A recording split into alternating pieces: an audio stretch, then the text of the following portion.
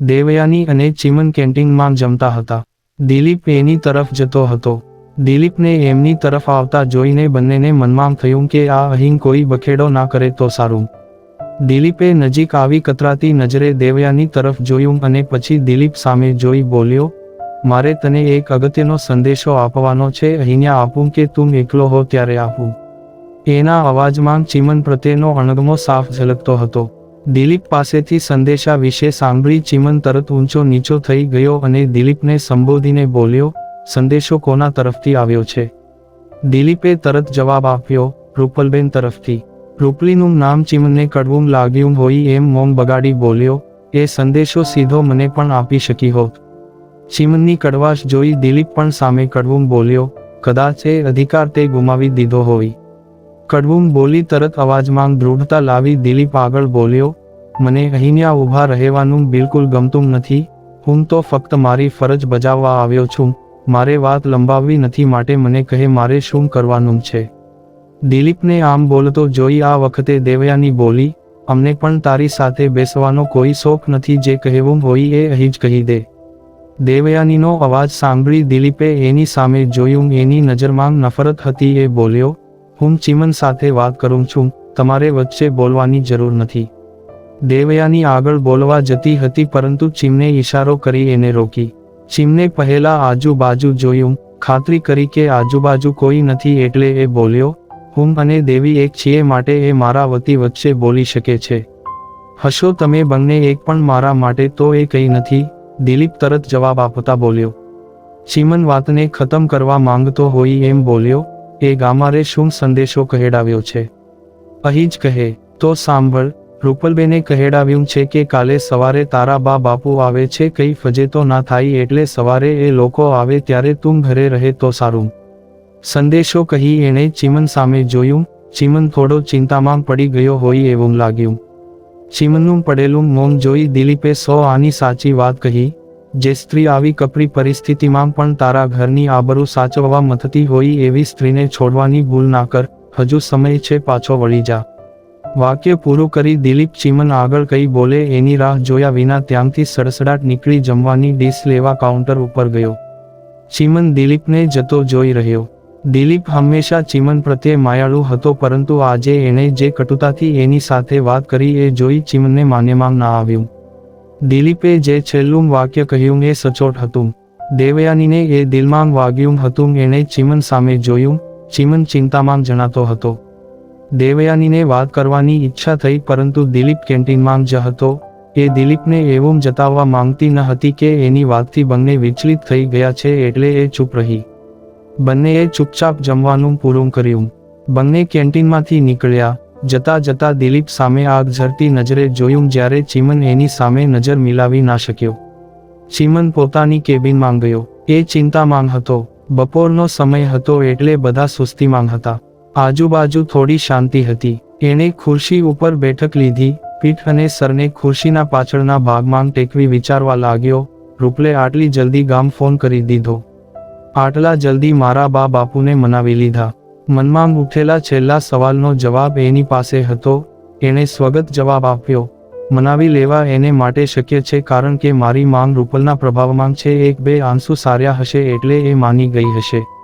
આટલું વિચારતા એને બીજો વિચાર આવ્યો, ક્યાંક એને મારી માનને બધું કહી તો દીધું નહીં હોઈને. વિચાર આવતા જ એનું શરીર પરસેવે રેબઝેબ થઈ ગયું. વિચારવાનું આગળ ચાલુ જ હતું, ના ના એવું ના હોય, જો એવું હોય તો એ ગમાર મને સંદેશો મોકલે જ નહીં. સંદેશો યાદ આવતા જ એને મનમાં નક્કી કર્યું, આજે મારે ઘરે જવું જ પડશે. અત્યારે મારા બા બાપુને કંઈ જ ખબર પડવી જોઈએ નહીં, ખાસ કરીને મેં એની સાથે જે કર્યું છે એ.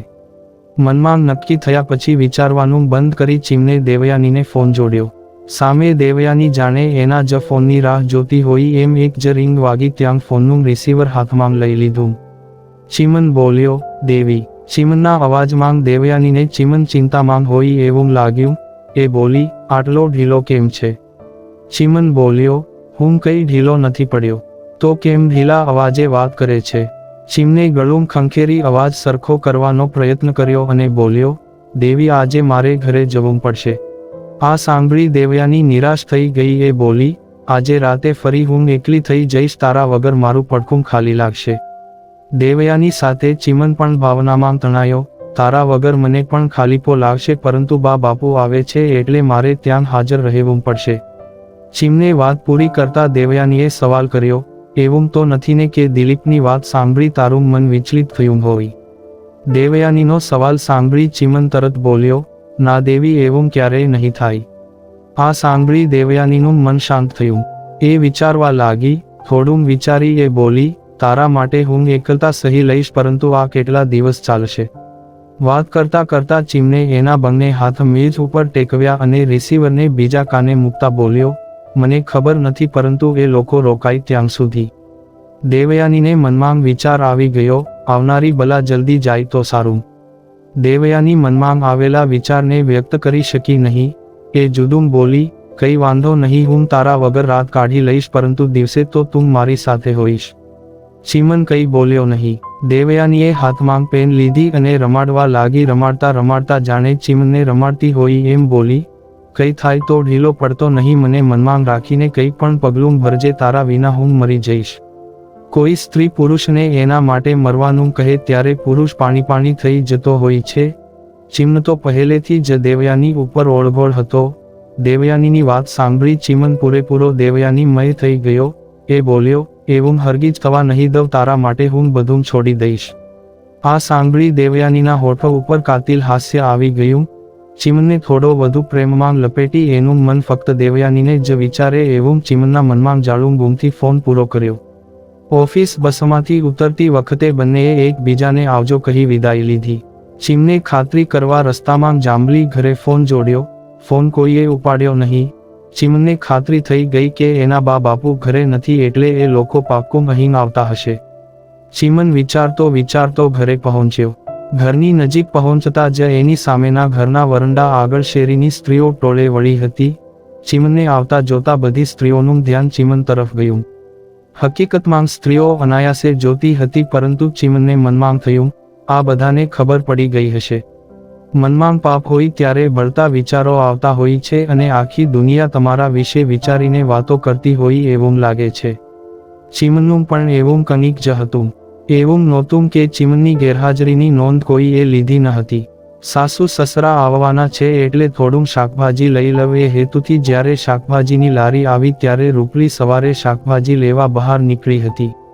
એ સમયે અનસુયાબેન પણ બીજી સ્ત્રીઓ જોડે શાકભાજી લેવા બહાર હતા. રૂપલીને જોઈ અનસુયાબેન તરત બોલેલા, 2 દિવસથી ચીમનભાઈ દેખાતા નથી. રૂપલી થોડીવાર તો કંઈ બોલી નહોતી, પરંતુ એને લાગ્યું કે જવાબ આપવો જોઈએ એટલે બોલી હતી, એ થોડા કામથી બહાર ગયા છે, આજે સાંજે લગભગ આવી જશે. રૂપલીએ વાતને ત્યાં જ વાળી લીધી હતી. રૂપલીના કહ્યા પ્રમાણે ચીમન સાંજે આવ્યો. ચીમન બધાથી નજર ચુરાવતો ઘરમાં પ્રવેશ્યો. રૂપલી રસોડામાં હતી. સાસુ સસરા આવવાના છે એટલે એના માનમાં એ થોડી મીઠાઈ અને થોડું ફરસાણ બનાવતી હતી. ચીમન અંદર આવ્યો એ એના ધ્યાનમાં આવ્યું, પરંતુ એણે એ બાજુ લક્ષ આપ્યા વગર પોતાનું કામ ચાલુ રાખ્યું. ચીમન અંદરના કમરામાં ગયો. રૂપલી જ્યાં સુધી અહીંયા છે ત્યાં સુધી એની ફરજ બજાવવામાં પાછી પડવા માંગતી ન હતી. એણે ચીમન માટે ચા મૂકી. ચીમન હાથ મોં ધોઈ આગળના દીવાનખંડમાં બેઠો. રૂપલી ચા બનાવી ચૂપચાપ સોફાની બાજુમાં પડેલા નાનકડા મેજ ઉપર ચા મૂકી પાછી રસોડામાં આવી ગઈ. ચીમન મૂંગે મોંગે ચા પીવા લાગ્યો. 2 દિવસ પછી ઘરની ચા પીતો હતો. ચા એને સ્વાદિષ્ટ લાગી. સાંજ સુધી રૂપલી રસોડામાં જ હતી. ચીમન પણ ઘરે જ હતો. સાંજે જમવાનું બનાવી ચીમન સાથે એક પણ શબ્દ બોલ્યા વગર ચીમન જ્યાં બેઠો હતો ત્યાં જમવાની થાળી મૂકીને આવી. ચીમન જેટલી રોટલી ખાતો હતો એટલી જ રોટલી એને થાળીમાં પહેલેથી મૂકી રાખી હતી, જેથી ચીમન એને બોલાવે નહીં અને એની સાથે વાત થાય નહીં. રૂપલીએ પોતે રસોડામાં જ જમવાનું પતાવ્યું. એક સમયે બંને એક થાળીમાંથી ખાતા હતા. આજે પરિસ્થિતિએ બંનેને અલગ કરી દીધા હતા. જમતા જમતા રૂપલી એના જીવનમાં આવેલા થોડા ખુશીના દિવસો યાદ કરતી જતી હતી અને એક એક કોળીઓ ગળે ઉતારતી જતી હતી. છેલ્લા કોળીએ એનાથી ડુસકું લેવાઈ ગયું હતું. જમીને રાત્રે ચીમન માવો ખાવા બહાર નીકળ્યો. એ દરમિયાન રૂપલી શયનખંડમાં પ્રવેશી. આજે ઘરમાં પતિ હાજર હતો. શયનખંડમાં પ્રવેશતા જ રૂપલીના પગ ભારે થઈ ગયા. પલંગ ઉપર પતિ માટે ઓઢવાનું મૂકી પોતાના રાતના પહેરવાના કપડાં લઈ શયનખંડમાંથી જલ્દી બહાર નીકળી ગઈ. બહાર નીકળી દીવાનખંડમાં પુસ્તક લઈ વાંચવા બેઠી. થોડીવારમાં ચીમન બહારથી આવ્યો. એણે રૂપલીને દીવાનખંડમાં જોઈ એ સીધો શયનખંડમાં ગયો. રૂપલીને 2 દિવસથી બરાબર ઊંઘ આવી ન હતી. એને આજે ઊંઘ ચડી હતી. એની આંખો ઘેરાતી હતી. એ ચીમનના આવવાની જ રાહ જોતી હતી. ચીમન જેવો શયનખંડમાં પ્રવેશ્યો કે તરત રૂપલી ઊભી થઈ. આગળનો મુખ્ય દરવાજો બંધ કરી બધી લાઇટો બંધ કરી બીજા કમરામાં ગઈ. બીજા કમરામાં જતા જ એણે એ કમરો અંદરથી બંધ કરી દીધો. હવે એને ચીમન ઉપર વિશ્વાસ રહ્યો ન હતો. રખેને રાત્રે એ કંઈ કરી બેસે અને એના આવનાર બાળકને નુકસાન પહોંચાડે એ વિચારથી કમરો અંદરથી બંધ કરી સૂઈ ગઈ. બહારનો દરવાજો બંધ થયો. લાઇટ ઓફ થઈ છતાં રૂપલી શયનખંડમાં ન આવી એ જોઈ ચીમને થોડું વિચિત્ર લાગ્યું અને સાથે દિલમાં ધ્રાસકો પણ પડ્યો. એ જોવા બહાર આવ્યો. બહાર કોઈ દેખાયું નહીં. બાજુનો કમરો એણે બંધ જોયો. એણે અવાજ ના થાય એમ બાજુના કમરાને થોડો ધક્કો મારીને જોયો. દરવાજો અંદરથી બંધ માલુમ પડ્યો. એણે ક્યારેય કલ્પના પણ નહોતી કરી કે રૂપલી આવું કરશે. ચીમને એમ કે રૂપલી તડપતી એની પાસે આવશે અને વાત કરવાની કોશિશ કરશે, પરંતુ રૂપલીએ એવું કર્યું નહીં. એનો અહમ ઘવાતો હોય એવું લાગ્યું. ઘવાતા અહમે એ શયનખંડમાં આવીને સૂઈ ગયો. ભાગ્ય ક્યાંકથી ક્યાંક લઈ જાય છે. એક સમયે રૂપલી જેના પ્રેમમાં ઘેલી હતી આજે એ જ રૂપલી ભયની મારી એનાથી દૂર રહે છે. 2 જીવ એક છત નીચે એકબીજાથી જોજનો દૂર હોય એવું વર્તન કરે છે. એક જીવના દિલમાં વિરહની વેદના છે જ્યારે બીજો જીવ અહમનો માર્યો છે. એક જીવ તડપે છે તો જ્યારે બીજો જીવ તડપાવવા માંગે છે. સવારે રૂપલી વહેલી ઉઠી ગઈ હતી. ચીમન ઉઠવાની તૈયારી કરતો હતો. એનો વિચાર હતો બા બાપુને સામે લેવા જાય. ચીમન ઉઠી તૈયાર થઈ બહાર નીકળ્યો. બહાર નીકળી એ મોટરસાયકલની ચાવી શોધવા લાગ્યો. ચાવી મળી નહીં. એને એમ કે ચાવી મોટરસાયકલમાં રહી ગઈ હશે. એવું વિચારી એ બહાર વરંડામાં જોવા ગયો. વરંડામાં મોટરસાયકલ હતી જ નહીં. અચાનક એને યાદ આવ્યું, મોટરસાયકલ તો દેવયાનીના ઘરે પડ્યું છે. હવે એ બહાર નીકળ્યો. રોડ ઉપર જઈ રિક્ષા લીધી અને બસ જ્યાં ઊભી રહેતી હતી ત્યાં બસ સ્ટેન્ડ નજીક ગયો. ચાવી શોધવામાં અને રિક્ષા લેવામાં એને મોડું થઈ ગયું હતું. એ પહોંચ્યો ત્યાં સુધીમાં એના બા બાપુ બસમાંથી ઉતરી ગયા હતા અને રિક્ષા કરતા હતા. બા બાપુને જોઈને એણે બૂમ પાડી અને રિક્ષા એના તરફ લીધી. રિક્ષામાંથી ઉતરી ચીમને એના બા બાપુને પ્રણામ કર્યા. રિક્ષાવાળા સાથે વળતું ભાડું નક્કી કરી એ જે રિક્ષામાં આવ્યો હતો એ જ રિક્ષામાં સામાન મૂકી ત્રણેય બેઠા. રિક્ષામાં બેસતા જ સવિતાબેને પૂછ્યું, મારી વહુને કેમ છે?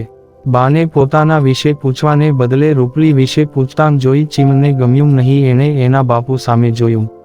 ચીમને એની સામે જોતો જોઈ હરદાસભાઈ બોલ્યા, છોકરાને તો પૂછ એને કેમ છે. આ સાંભળી સવિતાબેને ચીમનના માથે હાથ ફેરવી બોલ્યા, દેવનો દીધેલો દીકરો મારી સામે બેઠો છે, જોવોને કેવો નૈરવો છે. પછી સવિતાબેને અચાનક યાદ આવતા પૂછ્યું, છોડા આઈસ તું તારું ફટફટિયું લઈને ના આવ્યો? ફટફટિયું શબ્દ સાંભળી ચીમનથી હસી જવાયું. માવડી, એને ફટફટિયું ના કહેવાય, એને બાઇક કહેવાય. પછી શું જવાબ આપવો એ વિચારવા લાગ્યો. જવાબ મળતા જ એ જૂઠું બોલ્યો, કાલે મારો ભાઈબંધ લઈ ગયો છે. દીકરાની વાત સાંભળી સવિતાબેનને આનંદ થયો. સાડીના છેડાથી દીકરાના આંખના ખૂણે બાજેલો મેલ સાફ કરતા બોલ્યા, તું મારા જેવો ઉદાર છો, ભગવાન બધાને તારા જેવો દીકરો આપે. સવિતાબેન આ શબ્દો તો બોલી ગયા પણ એને ખબર નથી કે ભવિષ્યમાં એણે આ જ શબ્દોના વિરોધમાં જઈને આ જ દીકરાને શ્રાપ આપવો પડશે. ત્રણેય અલકમલકની વાતો કરતા ઘરે પહોંચ્યા.